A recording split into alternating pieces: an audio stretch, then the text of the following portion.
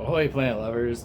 Today's quick video is about bringing plants out from the winter storage. They were stored in our garage and they've been in there for probably 2 months now.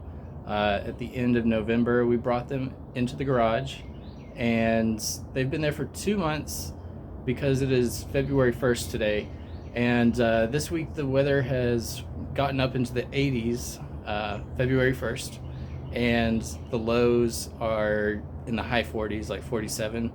So it's been a good time to go ahead and bring the plants out. It is February 1st, and last year our big freeze hit, I think, like February 20th, something around there. So there's probably still a good chance that we'll get another freeze, and I'll have to move all these back into the garage. But you know, plants, there's nothing more than there's nothing they love more than being outside.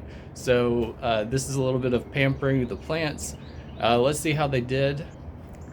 You know, if you're like me, you're trying to figure out how to keep plants that shouldn't be alive in this zone alive, and putting them in the garage seemed to work really well.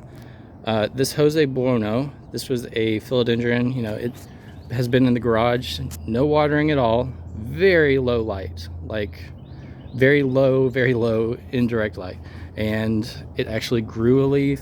The leaf never really hardened off that well, so you know, it does have to be very well protected, and you can't bring it into too much light too soon. I brought these out, I think yesterday or 2 days ago, and I saturated the soil because everybody was really dry. You can tell this cordyline, this is a Singapore twist cordyline, and you can tell it's not doing great, but you know, it's better than being dead because this thing would be dead if I had not brought it into the garage. These are tangerine trees over here, and the tangerine trees, no damage at all, it looks like. This is about how they looked when they went into the garage 2 months later, all doing good.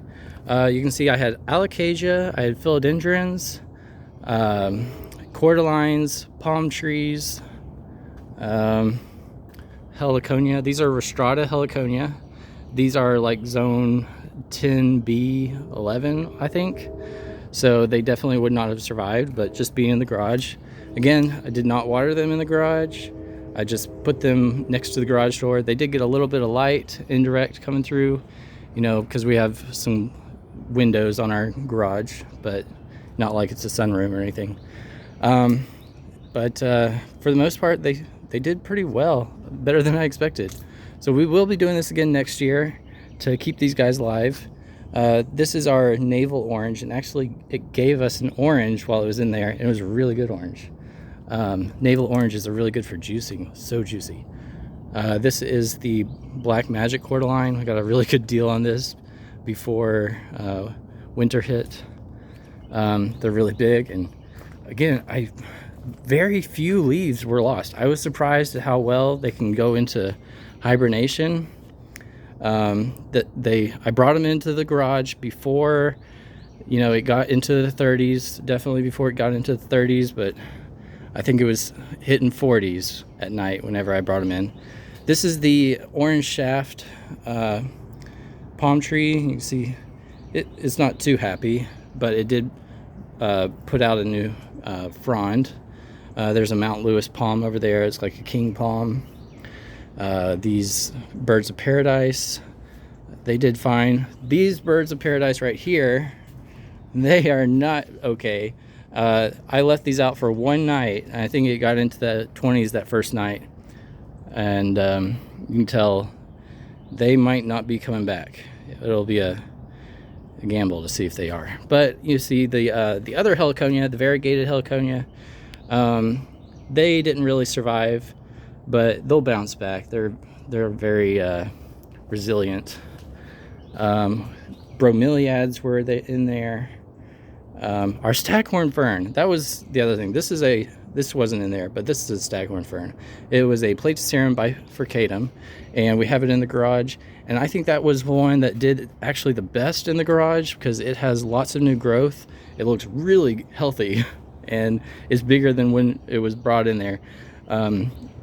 Judging by that, I believe our staghorn fern must have taken a big hit when it got cold last year, because this is way bigger than it's ever been.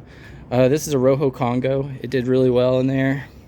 We got Orange Princes, the Hilo Beauty Caladium down there. What else? But overall, as you can see, everything did really well in the garage. With just, you know, it might as well have been a basement.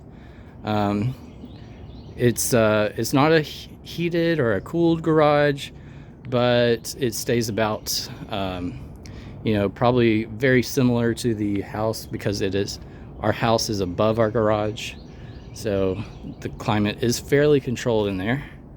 And again, here's all of our garage plants. This is our jungle boogie, the newest leaf right here. Not looking bad, but it did flower a lot. One other cool thing is a bromeliad I brought inside my office, which barely gets any light, actually produced a flower, and that was the first time I've had a bromeliad flower for me. So I'll post a picture of that on Instagram. Okay, so this has been a video for everyone who's ever wondered, like, what do I do with my plants that don't survive the cold? You can definitely put them in the basement or put them in your garage. This was a 2-month experiment, and oh look, our amaryllis, it's not dead. It was out here in that 20-degree weather. So this has been a successful experiment. Put your plants in the garage, keep them in pots, put those pots in the ground, and just pull them out, and they should be fine in the garage. All right, we'll keep seeing you later, and keep growing. Bye.